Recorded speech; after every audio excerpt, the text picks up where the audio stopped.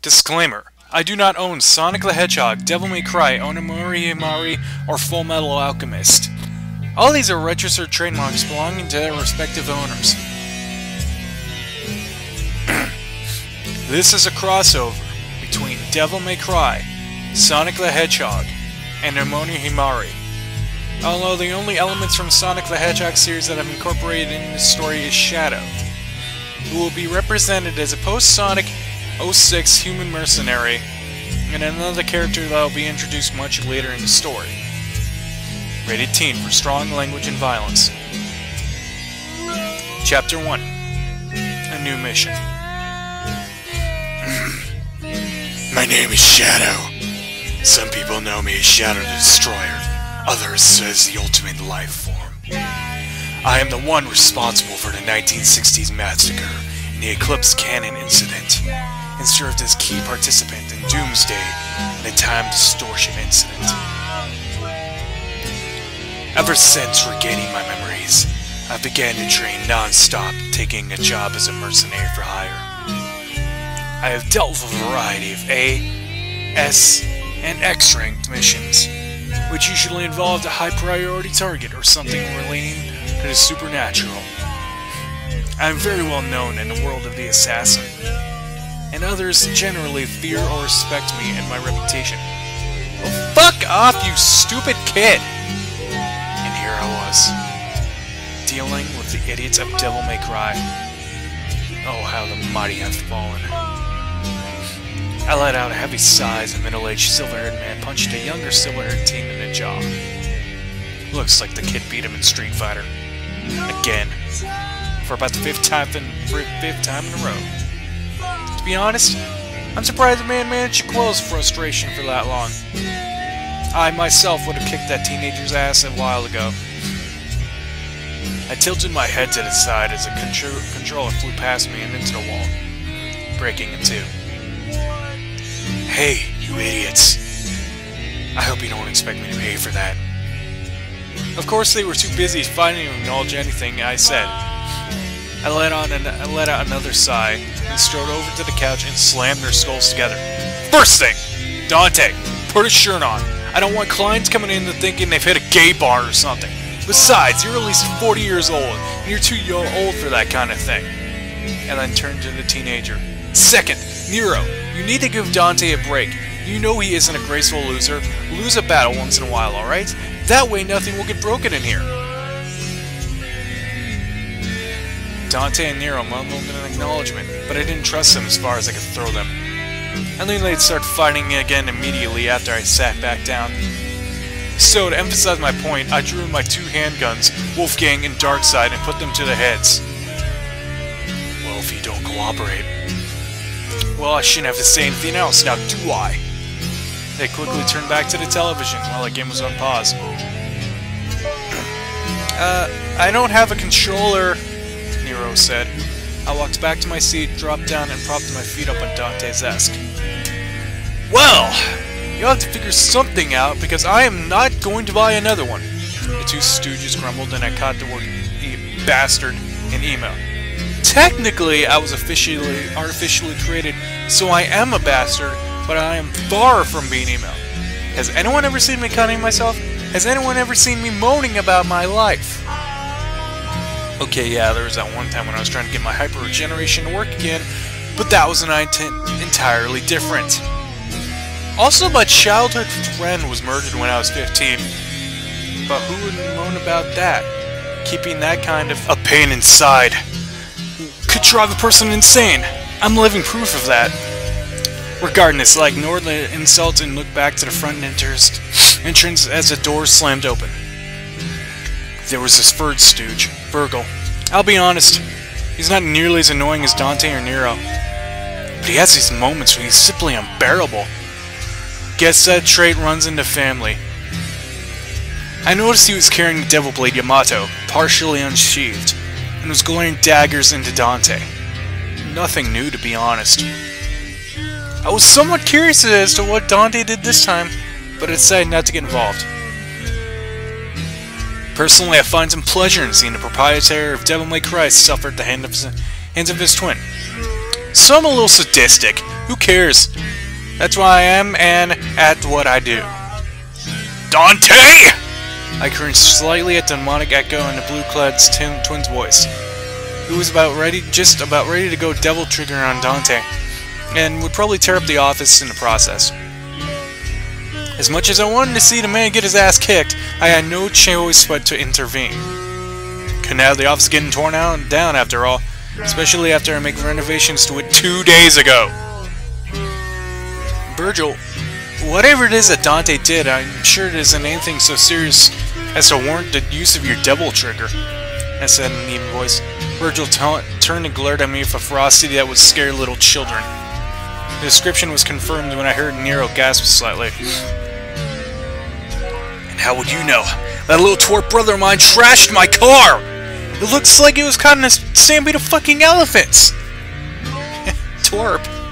Nero chuckled a little before Dante shot him a look that immediately shut the kid up. I have to admit, Nero does have a point. Only Virgil could call a middle-aged professional devil hunter like Dante a twerp. I kept Virgil's murderous glaring with my own passive stare. It's a car. Everyone in this office can move faster in a car without trying, including yourself. So why are you getting so worked up about this? That car was a McLaren F1. It cost me almost $1 million, not to mention all the upgrades I made to the damn thing. And that idiot, he thrust a finger at Dante, went and wrecked it to the point of it being unrecognizable as anything other than scrap metal. I shot my own glare at Dante before responding. Okay, maybe that dignifies an ass-kicking. Nonetheless, I repaired this hellhole only a couple days ago, and I'd rather you don't go and destroy all my hard work. If there's one thing I simply cannot stand, I narrow my eyes at Virgil.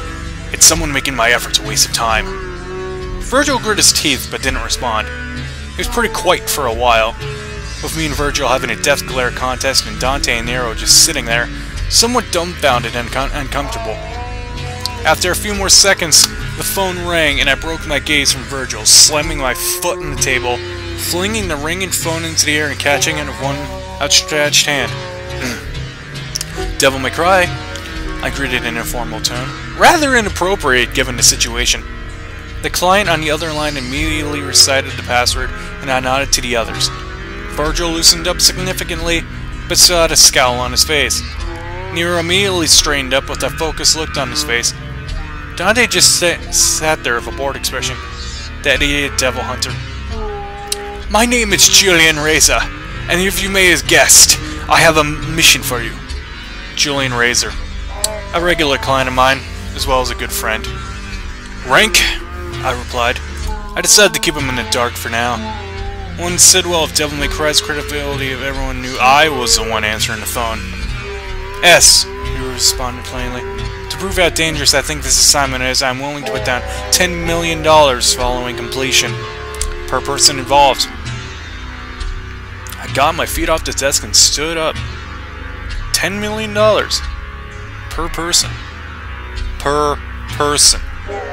What's the assignment? I asked, voice still monotone and skillfully masking the zeal that I was feeling. There was a perfectly legitimate reason for my joy. If we each get paid that much, I wouldn't have to worry about financing the Three Stooges anymore. I'd be damned if it isn't worth taking whatever mission Julian had planned. Your assignment will take you to Noihara, Japan.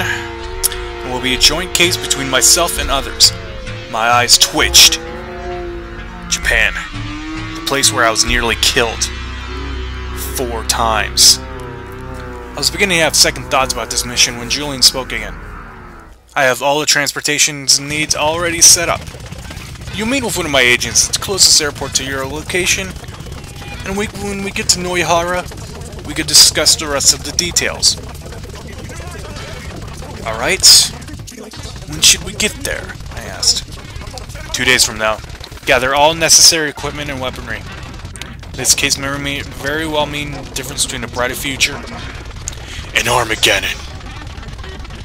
With that, he hung up. I hung up on the phone and raised my brow. Damn! I knew I'd regret this in the end, but there's no way I was passing the chance up to get that much money. Even if the assignment did seem a little vague. That's Julian for you. Well, Dante said. I took another moment to evaluate the mission and then wandered to the devil arms hanging off the wall in the office. Can you speak Japanese? I asked. Dante shrugged, Virgil nodded, and Nero said yes. I nodded once. That would make this mission easier. Good. We're headed for Japan for our mission. Japan? Virgil asked with a slightly skeptical tone.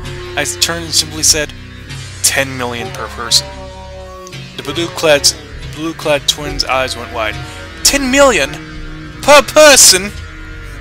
I nodded. Virgil held a hand to his head, and Nero whistled. Man, with that kind of money, we'll be set for the better part of our lives, the kid said. When are we leaving?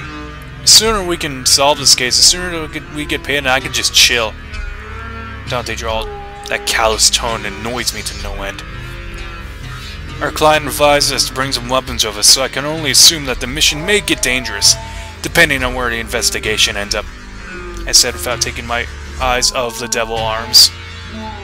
So, it suggests you take whatever devil arms you like. I picked out Ithrit and put it on. The demonic soul energy within the gauntlets reacted with my own dark power and began to radiate black energy, which then spread to my legs, adding a pair of degrees and altering its overall form. When the dark energy dispersed, the gauntlets were covered with the top part of a black horned dragon skull, and the fingers are clawed and black as well.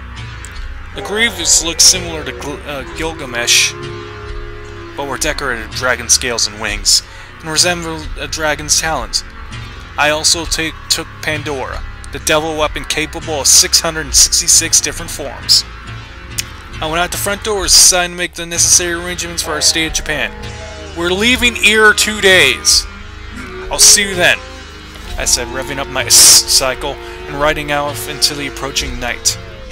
I don't know how or why I could tell that this, in the words of Dante, was going to be one hell of a party.